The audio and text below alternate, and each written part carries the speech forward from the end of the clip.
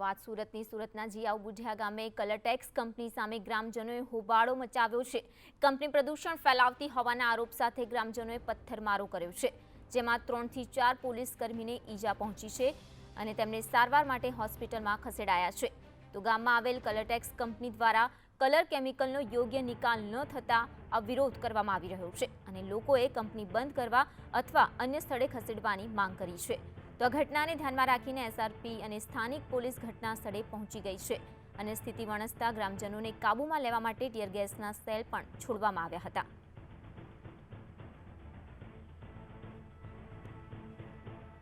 તો કલર કંપનીને લઈને લોકોનો જે રોષ છે તે વધી રહ્યો છે, ત્યારે ગ્રામજનો દ્વારા પથ્થરમારાની જે ઘટના છે તે સામે આવી રહી છે, ત્યારે પોલીસ કર્મીઓને ઈજા પહોંચી છે। તો સામે પોલીસે સ્થિતિને કાબૂમાં લેવા માટે ટીયર ગેસના સેલ છોડ્યા છે। કલર કેમિકલનો યોગ્ય નિકાલ ન થતા આ વિરોધ ગ્રામજનો દ્વારા નોંધાવવામાં આવી રહ્યો છે। ગ્રામજનોની માંગ છે કે કંપની બંધ કરવામાં આવે અથવા તો આ કંપનીને અન્ય સ્થળે ખસેડવામાં આવે।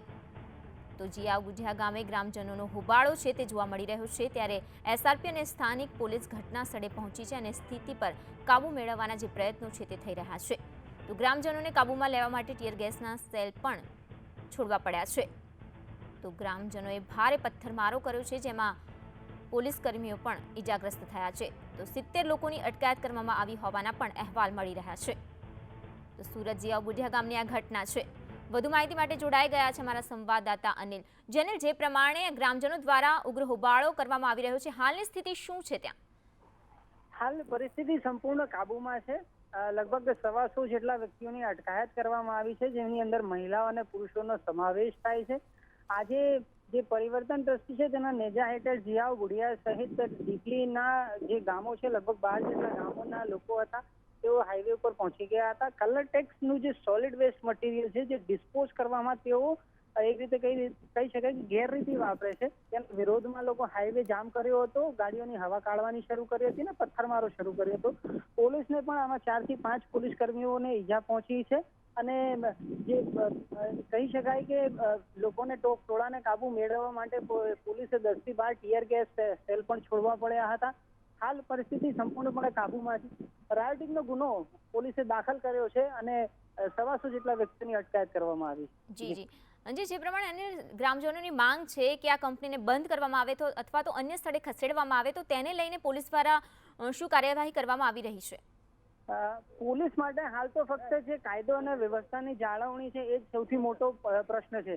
જ્યાં સુધી કંપનીને બંધ કરવાનો સવાલ છે, તો એક રીતે કહી શકાય કે જે તંત્ર છે તેણે પણ ગ્રામજનોના વારંવારના વિરોધ, લગભગ છેલ્લા 10 વર્ષથી ગ્રામજનો આ બાબતે વિરોધ કરી રહ્યા છે। જીપીસીબી સુરત અને જીપીસીબી ગાંધીનગર સુધી આ બાબતની રજૂઆતો કરવામાં આવી છે। ફક્ત લોકલ લેવલે ધારાસભ્ય કે સાંસદ નહીં, પરંતુ મંત્રીઓ સુધી પણ આ વાત પહોંચાડવામાં આવી છે, તેમ છતાં કોઈ રજૂઆત જી અનિલ, આભાર માહિતી બદલ। તો વારંવારની રજૂઆત છતાં આ વાત ધ્યાને ન લેવાતા આજે ગ્રામજનો જે રોષ છે તે ભભૂકી ઉઠ્યો છે અને આજે તેમને કાયદો હાથમાં લઈ લીધો। જે પ્રમાણે તેમને પથ્થરમારો કર્યો છે, પોલીસ કર્મીઓ પણ ઘાયલ થયા છે। તો સાથે પોલીસ દ્વારા પણ સ્થિતિને કાબૂમાં લેવા માટે ટીયર ગેસના સેલ છોડવામાં આવ્યા છે।